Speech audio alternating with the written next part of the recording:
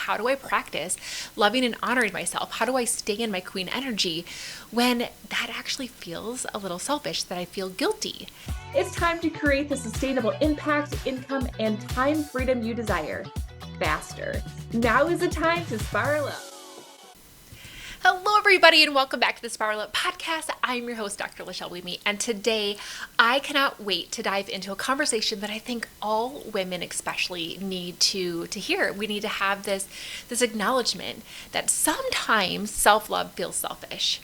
And what we're going to do is we're going to dive into this whole idea that how do we practice self-love when loving ourselves feels super selfish? All right. So if you can relate to this, if you find yourself caught into patterns of people pleasing, maybe codependency, feeling guilty when you actually think of yourself first, this episode is for you. You see, I had a conversation with a really good friend recently who asked this question, and I think that many women really do wrestle with this same question. Like, how do I practice loving and honoring myself? How do I stay in my queen energy when that actually feels a little selfish, that I feel guilty?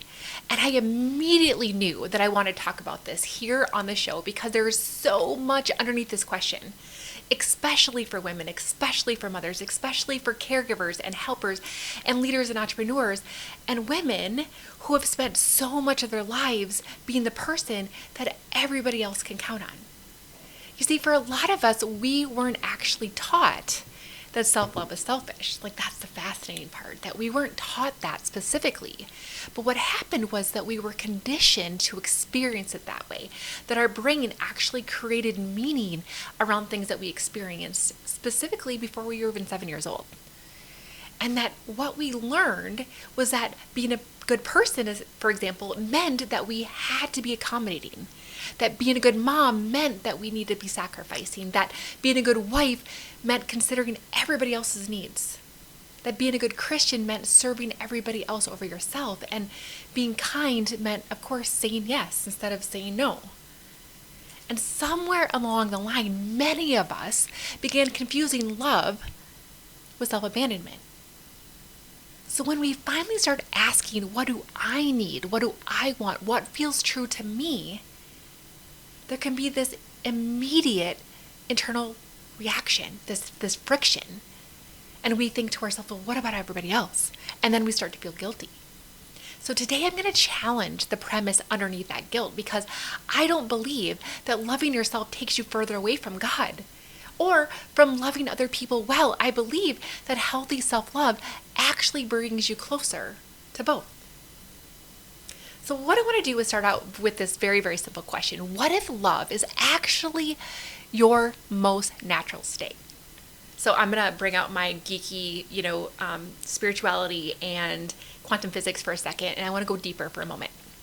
Because at the core, friend, at the core of everything that you are, at your essence, I don't believe that we are separate from God. That scripture actually tells us that God is love, not that God has love, but that God is love. And if God is within us, if we are made in the image and likeness of God, then love isn't simply something that we're supposed to give everybody around us. Love is actually part of our very nature, at the center, at the torus field of every single cell of your body is source. Every single cell of your body is made of this beautiful, beautiful matrix of source of God. And God is love. So love is the very, very part of your nature, of you as your own, of your embodiment. At the very essence of every single cell of your body is source, and that source is love. So I want you to think about the implications of that. If I believe that God is love, and I believe that the divine lives within me, then rejecting myself is not spiritual maturity.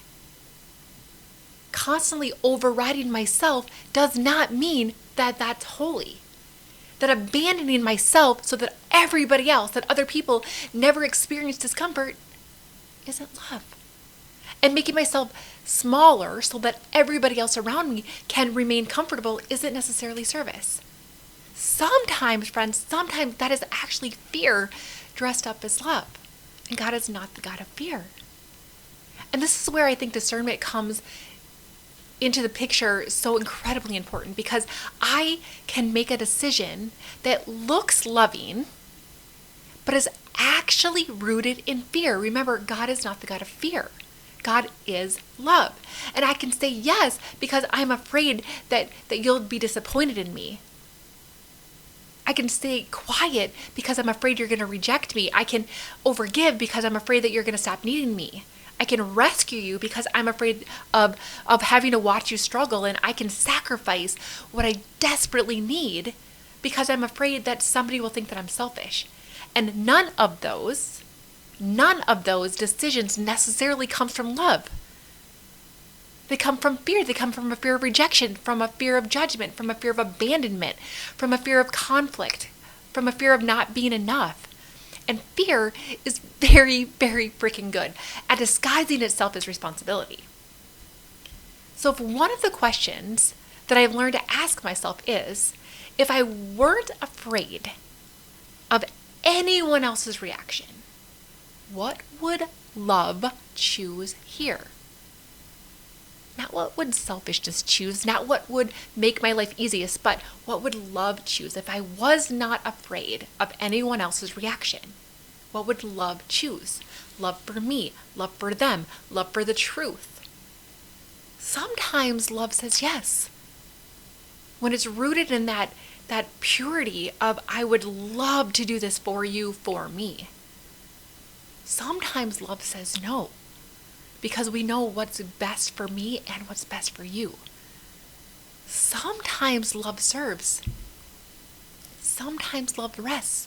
Sometimes love gives generously, and sometimes love allows another person to experience the natural consequences of their choices. One of my absolute favorite books on leadership is called The Servant. And in that book, he talks about love as a verb. Love meaning agape love, which is meaning that I love you enough to do what you need, not what I want. That doesn't make love inconsistent. That makes love honest.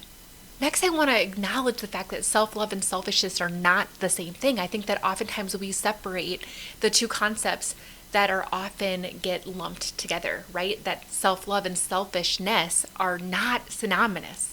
Selfishness says my needs matter and yours don't. That is not what I'm talking about here. Healthy self-love says your needs matter and so do mine. And those things are so unbelievably different. Self-love does not require you to stop caring about other people. It requires you to stop excluding yourself from the list of people that you're actually allowed to care about.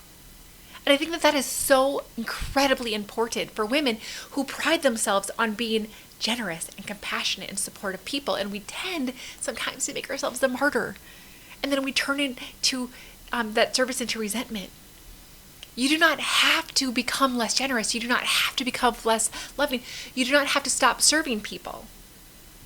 But what we get to do is we get to examine whether or not service is coming from an overflow or depletion, because there is a difference between I want to do this for you and I have to do this for you or I'm going to feel guilty. There is a difference between I choose to help you and making ourselves responsible for whether or not you're okay. There is a difference between I love you and I will abandon myself so that you don't have to experience discomfort. Those distinctions matter. I oftentimes will equate this analogy to a pitcher of water, right? So if I am serving out of this pitcher of water and I am constantly pouring out, right, to all the people that I care about, all the people that I love, there's two things that happen. Oftentimes we, consciously or subconsciously, are expecting to get something back. So I'm pouring this out. Imagine a pitcher pouring into a glass. That glass is of somebody that you care about, right? You're pouring out, and deep down, you want something back from that glass, from that person. You want love or worthiness or acceptance or to feel appreciated, right? And so you're doing it in a way to help them, but you also are doing it because you want to feel accepted, you want to feel worthy, you want to be appreciated, and you're expecting something to come back to you from pouring that out. But just like a pitcher pouring into a glass, how easy is it for you to actually get water from that glass back into the picture that way? It's not, right? So we expect ourselves to pour ourselves out to all of these things, all of these people, but we expect something to come back into that picture, and we cannot guarantee that. Meanwhile, the pitcher is eventually going to become empty because it's constantly pouring out, and it's not solid and straight up long enough to be able to be filled again. So we find ourselves overworked, underappreciated, depleted, expecting things of other people that don't come back to us, and then we become resentful. Can you relate to any of this? Because gosh, I could tell you story after story after story. I think back to when I was leading my very first network marketing team. I grew really, really fast. I grew to the top 2% of the company within the first, 10 months. That team grew really, really fast, but it grew faster than my leadership, faster than my maturity. And I found myself constantly pouring, but not feeling worthy of getting support back or not wanting to bother people. And so technically my service then meant that I was doing it in order to be loved, to be appreciated, to be helpful. And then eventually, because I trained people not to help, I didn't accept help when people were offering. I began to be overworked, overwhelmed, and quite honestly, a little resentful. And God wants a cheerful giver, right? So here I was frustrated because I created that. Because I didn't honor myself, my time, my ability of knowing what I was capable of and what I could commit to, nor was I honoring everybody else and enabling them to rely on me instead of showing themselves how amazing they could be and how they could contribute to the overall picture and how they could be leaders. I kept all of that from them, and instead I got frustrated, right? So I use the pitcher analogy, but now I want to use an analogy that hopefully is going to allow you to really activate that queen energy that we've talked about in previous episodes, where the queen, she gives because she loves herself and she loves others. She gives because she wants to, not because she has to. She gives because she just wants to make a difference, but she's okay if she doesn't. Do you know what I'm saying? And I want to equate this to like a vase. So a vase is going to be solidly secure on the tabletop, right?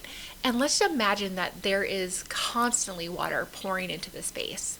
That is source, that is God, that is you connecting to spirit always, and allowing for the things that you water to become things around you that are fed with the overflow, that you never tip yourself and disconnect yourself from source. You never tip yourself in order to try to get something back from somebody else. That you are literally this vase that is connected to source at all times, allowing yourself to be fed with this beautiful living water, and that everything that you give to others is literally the overflow of the water into the people around you that you love. That you are always connected to source. You are always connected to God. You are always connected to your higher power. Therefore, you always are solidly secure in that you're always whole, that you're always enough, that you're always full and connected with love. And therefore, everybody else gets to be exposed to your best, exposed to your completeness, your wholeness, your enoughness. And your service doesn't come with an asterisk where you get something back, because you're going to be okay whether or not they appreciate it or not. Because you will let love at the core of who you are be the source for that. That is what I want you to understand. And this becomes this place where you get a chance to love somebody so much because you love yourself first. There is something so powerful that happens when you start to operate from that place. Now, another concept that I want to bring to this conversation around being selfish and honoring self is this very, very important philosophy that I have, that I've learned from previous coaches, that I've shared with my clients for years, and that is, I am responsible to you, but I am not responsible for you. Responsible to, not responsible for, okay? Because ultimately, I am only responsible for myself. I am accountable for myself. And that means that you get to be, or they get to be, accountable for themselves, that I'm responsible to you. This distinction literally changed so much for me, because I believe that a healthy adult relationship allows me to be responsible to other people, but I am always responsible for myself. They are responsible for themselves. And I want to explain this a little bit more. I am responsible to. I'm responsible to you on how I treat you. I'm responsible to communicate honestly. I'm responsible to keep my word. I'm responsible to apologize when I hurt you. I'm responsible to treat you with dignity and respect.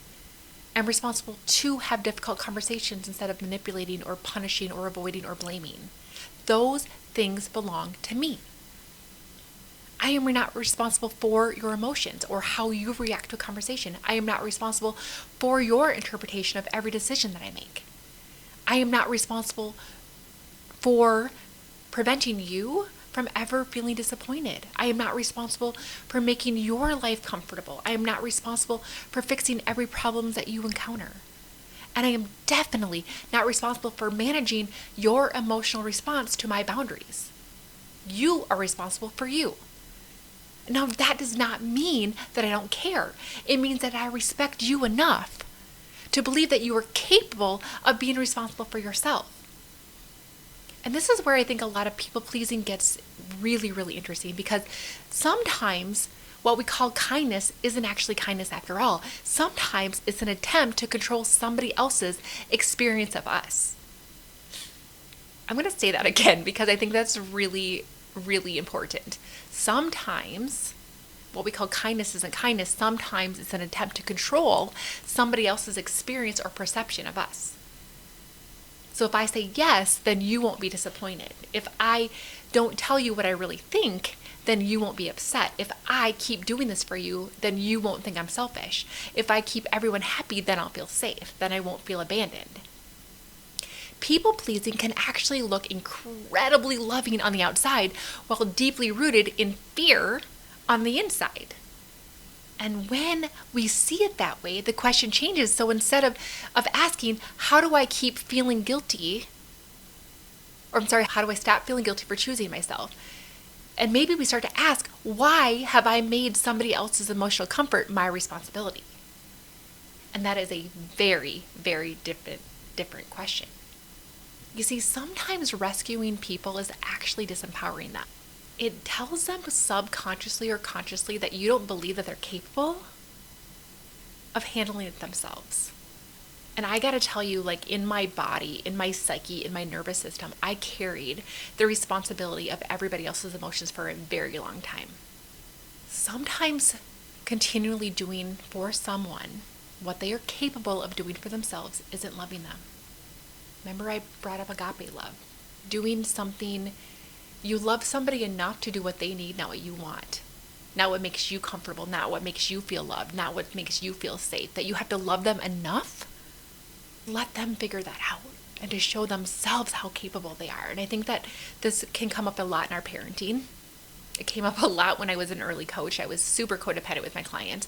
But let's go back to parenting. So if I never allow my child to struggle, or fail, or forget something, or experience a consequence, or solve a problem, because watching them struggle makes me uncomfortable, am I actually helping them? An example that I have for this is that my kids know from when they were little that if they forgot something, to not call me. And there's a table at the front of the school where parents can come in and drop off their kids' books or their water bottles or whatever. And I'm like, here's the deal. I want you to learn lessons of how you're capable of taking care of yourself now and not when you're 25. I want you to feel the consequences of not being prepared or not being organized or managing your time well, so that you could possibly go the day without having your iPad at school or your water bottle. Because I love you enough to help you become the person that I know you can be. Does it hurt? Does it make me feel uncomfortable to say no? Like my daughter called me this last year. She was in 7th grade and she's like, Mom, I forgot my iPad, my school iPad. I'm like, okay. Is there one at school that they'll let you borrow? Yeah. Okay. Bye. I'll see you later. I love you. In the short term, it can feel really uncomfortable. But what am I teaching them about the long term? That mom will always fix it, right? If I always fix it. So I don't want them to teach them that somebody else is always going to rescue them, that discomfort means that something has gone wrong. I want them to know that that they're capable of navigating hard things. And adults do this with each other too. We rescue, we overfunction, we anticipate everybody's needs. And then what we do is we take responsibility for things that were never ours. And then something really freaking fascinating occurs. We become resentful. We think, does this make me a bad person if I don't help? Or why does everybody need something from me? Why doesn't anyone think of what I might need, right? Or why am I always the one that does everything? And sometimes the uncomfortable truth is that we've trained people to expect that from us. Not intentionally, not maliciously. We simply kept saying yes when we meant to say no. And we kept stepping in, we kept rescuing, we kept communicating through our behavior. I will take responsibility for this. And self-love asks us to interrupt that pattern, and that's really hard when you've been doing it your whole life. And this doesn't come by blaming everyone else, but by taking responsibility for our part in creating it. My network marketing team was trained that way because I didn't feel worthy enough of bothering people to help me. That is personal accountability when I start owning my part in this. And personal accountability is incredibly empowering because if I participated in creating a dynamic, I also had the power to change it and change my participation in it. Now, I want to acknowledge too that boundaries are not rejection. This is just another place where self-love can feel selfish sometimes when we establish boundaries, especially when we're not used to doing that. Sometimes we might interpret a boundary as I don't love you, or that I don't care, or do you see what I'm saying? But a healthy boundary actually says I can love you without abandoning myself, that I can create something that is good for you and me. And here's where it can oftentimes get uncomfortable when you begin changing patterns. The people who benefited the most from the old version of you may not immediately celebrate the new one. They'll be pissed. Somebody might be disappointed. Somebody might think that you've changed. Somebody might be irritated. Somebody might even call you selfish. And I get that.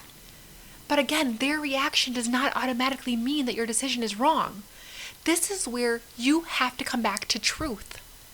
Come back to truth. I am love at the center of every single cell of my body. And I'm responsible to you. Was I being respectful? Was I being honest? Was I being loving? Did I communicate clearly? Am I honoring what I know is truth to me? And if the answer is yes, friend, then their emotional response belongs to them. Now, you can have compassion for somebody else's disappointment without making their disappointment evidence that you need to all of a sudden abandon your boundary. That is a huge distinction here. You can say, I understand why you're disappointed. I get that. But you don't have to say, therefore, I will change my decision so that you don't have to feel disappointed.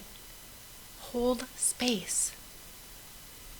Love can hold space for somebody else's feelings without becoming responsible for eliminating them. And self-love isn't always about doing what feels good either. I often talk about this as everything that we've mentioned up to this point is really allowing us to embody our queen energy, right? That queen archetype.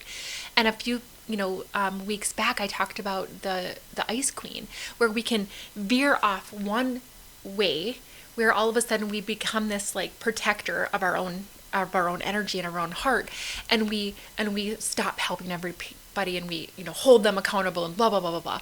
Like there's a different energy around that, isn't there? Self-love does not mean always doing whatever you want. That's not self-love. That can become self-indulgence, and that can also be, again, our armor to protect ourselves from being hurt by everybody else. Real self-love sometimes looks like getting out of bed when you don't want to, or having a conversation that you've been avoiding, or going to the gym, or taking responsibility for your finances, for keeping promises to yourself, or turning off the television and actually going to bed. Maybe self-love is leaving the relationship that repeatedly violates your values. Maybe it is an expression of stopping a behavior that gives you immediate comfort, but doesn't necessarily create the life that you say you want. Self-love isn't what would feel best to me right now. Self-love is what does the version of me who deeply loves herself choose right now. That is a very different standard. sometimes I think about how we love our children. Loving them doesn't mean giving them everything they want. Sometimes love says no because we see something that they can't see yet. Why would loving ourselves be anything different? Self-love includes compassion. It includes accountability. It includes rest. It includes discipline. It includes loving our future self enough to say yes now when we don't want to do it, right? It includes accepting of who I am today, loving myself for who I am today, and then honoring who I am becoming. Now, the truth is, friend, is that your body actually often knows when you're abandoning yourself. I want to start to encourage you to pay attention to what happens inside of you when you're about to say yes to something that you actually don't want to actually do. Sometimes your body will tell you even before your conscious mind notices it. You'll start to feel tightening, the heaviness, the pit in your stomach. The immediate internal no, followed by your mouth saying, sure. And then you're just like pissed at yourself right afterwards.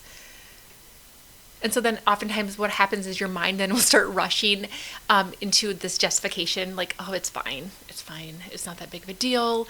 They really do need me. I don't want to, have them think that I'm selfish. And this is where I want you to become curious instead of judgmental. So asking yourself, what am I afraid will happen if I honor myself here? Listen to your body and let your body teach you what that Taurus field, that love, that divinity inside of you actually knows is truth. Okay? What am I afraid will happen if I honor myself here? Maybe they'll be mad. Maybe they'll think about me differently. Maybe they'll leave. Maybe they'll struggle. Maybe I'll disappoint them. Maybe I'll have to tolerate the discomfort of somebody not approving of me. And then I want you to ask yourself, is that fear true? Even if the thing I'm afraid of happens, whose responsibility really is it? This is exactly how we start separating love from fear. So I want to leave you with a very simple practice when making decisions from love, okay? So if you're listening to this and you're thinking, okay, but how do I actually practice this? I want to give you something very simple, okay? When you're faced with a decision and choosing yourself feels super selfish, I want you to pause before you automatically say yes, okay? And I want you to ask yourself, what do I actually want or need right now? Before considering anybody else, get honest about your own answer. What would I love?